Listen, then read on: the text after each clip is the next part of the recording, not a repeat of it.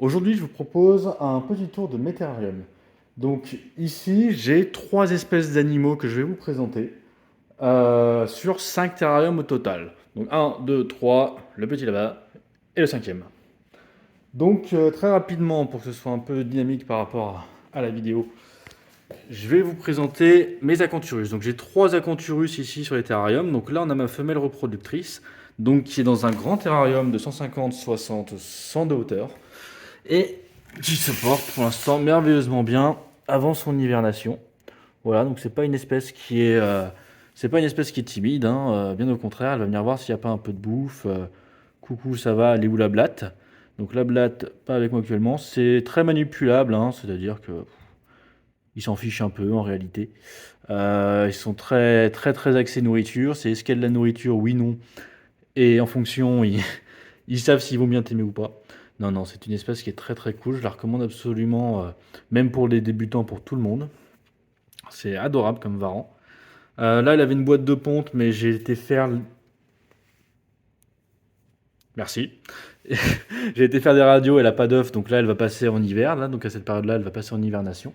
Pour la partie technique des terrariums, on va retrouver la même chose pour les trois Acanthurus. Donc, c'est-à-dire une LED, un néon UV et une lampe chauffante. Voilà, point chaud, 45 degrés. Donc, ici, on a le deuxième terrarium à Acanthurus où il y a mon mâle subadulte à l'intérieur. Terrarium plus petit, je l'avais pris à la base pour essayer, c'est un 120-45. Il suffit pas. Voilà, clairement, pour un Acanthurus adulte, la taille n'est pas adaptée. Donc, du coup, je vais repasser sur un 50-60. Donc, je vais doubler celui-là, je vais en mettre deux l'un au-dessus de l'autre. Ce sera bien plus sympa. Je referai le décor à ce moment-là et je ferai des décors de fond parce qu'actuellement il n'y a pas de décor de fond et le décor est assez sommaire. Bon, c'est une espèce qui est très fouisseuse. Elle aime bien monter de temps en temps, mais la plupart du temps elle va plutôt avoir tendance à s'enterrer. Donc là il y a mon subadulte qui est ici, donc il se cache dans sa cachette. Il commence à atteindre la taille de la femelle, hein. C'est le mâle du coup. Toujours pareil, chauffage, UV, LED.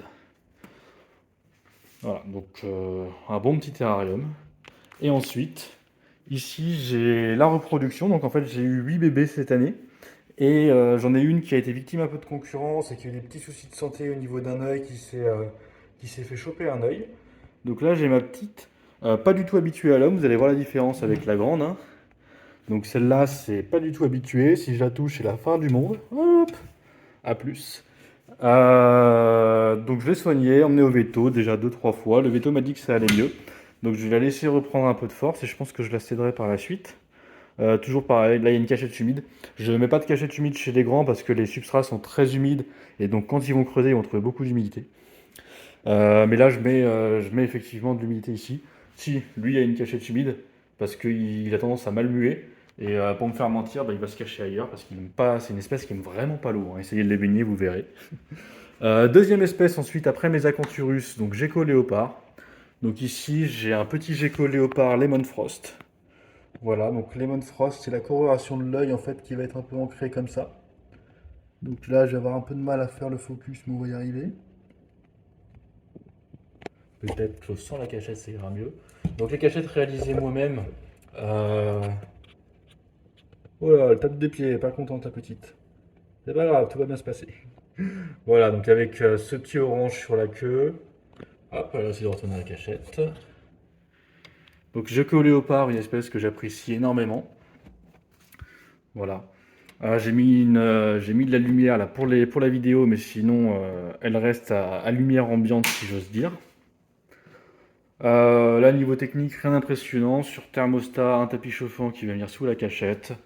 Euh, du calcium, de l'eau, à peu près comme chez tout le monde, et une cachette humide obligatoire. Et ensuite, dernière petite espèce. Donc là on est sur du coléoptère. Donc en fait ça va être des grosses larves blanches pour l'instant. Voilà, donc comme vous avez vu dans koh ce sont des grosses grosses larves blanches qui vont faire des jolis petits coléoptères bleu velours après. Voilà, donc d'ici quelques mois. Donc là, je suis en train de préparer les terrariums pour cela. J'ai un peu de mal à gérer mes températures sur les terrariums. Là, il devrait être un peu plus haut. Là, 22 degrés, c'est bien là-bas. 20 degrés, c'est un peu plus frais. Et ils iront du coup dans ce terrarium-là une fois qu'ils auront fait leur petit cycle, donc nymphes, coléoptères et tout ce qui va avec. Quand j'aurai du coup libéré ce terrarium-ci. Donc voilà, c'était un petit tour de mes terrariums. Ah, et petit tour de la partie technique aussi, entre guillemets. Donc là, j'ai des placards qui me permettent de stocker nourriture et tout ce qui va avec. Calcium, tout ce qui va avec. J'ai aussi des substrats. Et peut-être pour la partie aquarium. Mais j'ai pas prévu de faire de vidéo. Voilà, c'était un petit tour rapide de mes installations. Petite note pour la fin, j'aimerais passer capacitaire d'ici l'année prochaine, de manière à pouvoir rendre ma reproduction d'Acanthurus un peu plus professionnelle. Voilà, j'espère que ça vous aura plu et bonne fin de journée.